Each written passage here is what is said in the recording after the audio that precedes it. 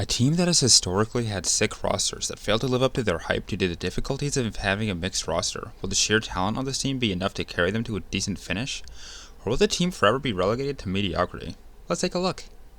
Starting with their DPS line, they have retained star hitscan DPS Shy from last year as well as Architect, and have picked up the dominant Chinese contenders DPS duo from Bilibili Gaming, Alpha Yi and Pineapple. I gotta say, I really like this lineup. Shy is obviously a beast. Despite the rough season the Spark had, he showed his absolute dominance on the Ashe, Cassidy, even Echo and Tracer. He's an absolute nut and can match the likes of Lip, Fitz, and all the other top tier hitscan DPS in the league. And Alpha Yi, I am incredibly hyped for. If you haven't already, I recommend watching the rookie profile video I made on him, but he's absolutely jaw-dropping on the Echo and Tracer, and it's one of the most clutch players I have ever seen. And he's been a standout in contenders for years now on every flex DPS.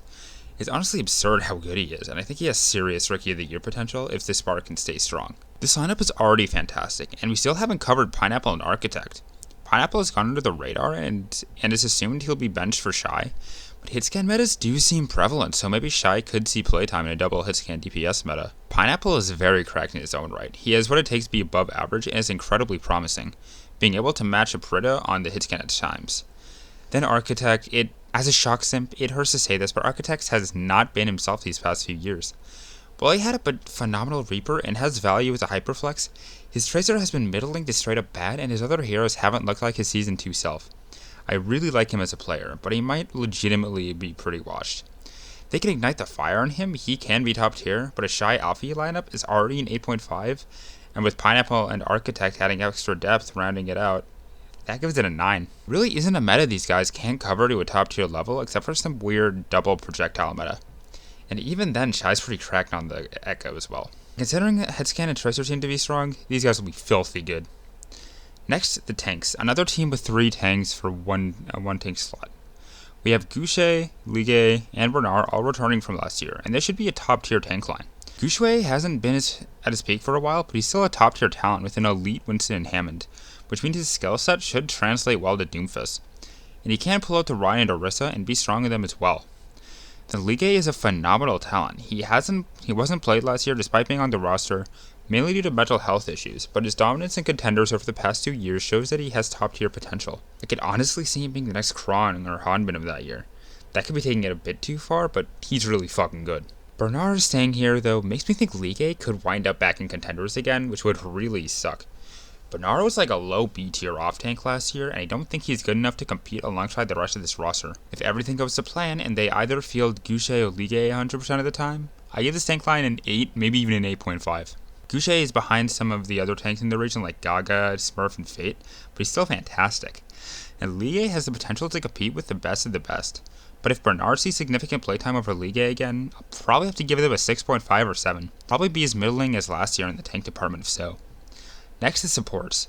This is probably the worst part of the starting lineup, but they're still very good. We have Irony coming off of a dominant run in Chinese contenders, and Super coming off of 2 fantastic years on Team CC.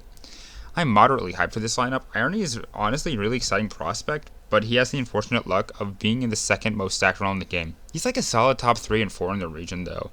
I think he's above AimGod, Coldest, and Creative, and I think he's on par with Molly. He's nice with it and should be very competitive. And Super Rich, I'm actually really hyped for. He should have been in the league last year. It's an absolute travesty that he wasn't. He's easily the best flex support in 2020 and was still really good at the Brig and Lucio in 2021. He's up there with OG, Chio, and Chorong as the best rookie main supports out of contenders in my opinion. He's really good, and I'm really hyped to see him pop off on Lucio. I'll have to give the support line a 7.5. Both are very good players, but lacking comparison to Chengdu and Shanghai, and some NA ones. Finally, the most contentious part of the team, the coaching staff. They have CHANGGOON, second most successful coach in Overwatch history, while also the most hated. Myro at a Team GC Busan Wave, and Neko. This is an interesting coaching staff to say the least, but it is a recipe for disaster. First of all, they have 0 Chinese coaches on a majority Chinese team. This is obviously a bit of an issue, as language barriers are a large reason why some teams struggle with macro-level strategies. And it's very concerning to say the least, considering they have struggled with this in the past. While I ragged on Zhao Gui a lot, he did have value as a translator. Not only that, the coaching staff is a bit questionable. I think CHANGGOON is interesting. I think he's a bit underrated. He's fairly respected by players and has a fantastic track record with an Apex win, an Overwatch League championship win, and another championship appearance And he did tie Shanghai and Shock for the best regular season record last year.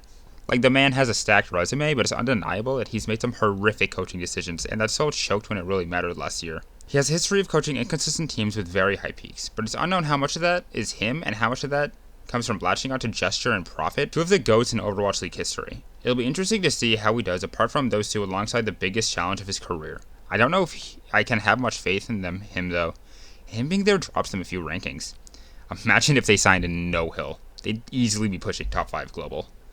Myro and Neko are fine, I guess. Myro was unproven, but Neko was a part of the pretty poor Hangzhou Charge last year. I'm going to give this coaching staff a 4, maybe even a 3. Like, these are the kinds of coaches that have proven they can squander talent when it is clearly there. I mean, CHANGGOON has already done it with Marvel. CHANGGOON, it really is interesting to me. He's never been on a bad team, despite how vilified he is by the fans. Overall, this is a top-tier roster, but with an organization and coaching staff that makes him difficult to trust. The Spark have always had great roster on paper, but squandered their talent through mismanagement of the mixed roster. It's hard to deny the pure star power on this roster, though. They retained their best pieces in Shai, Gushe, and Ligue, who are all top tier in their roles, and as well as retained some of the biggest names out of Chinese contenders in Alfie, Super Eric, and to a lesser extent, Irony and Pineapple. Considering we're heading into a Doom hitscan meta, these guys should pound. But don't be surprised if Bernard ends up playing over Ligue again, or if Shai winds up on the bench somehow. Overall though, I feel pretty bullish on these guys, and they could definitely find themselves in the top 4 or even top 3 of APAC, just based on sheer firepower. Thanks for watching. Remember to hit like and subscribe for more. I upload nearly daily Overwatch League content, and I'm trying to hit 1,000 subs by the end of Season 5, so any subscription helps greatly. Thanks.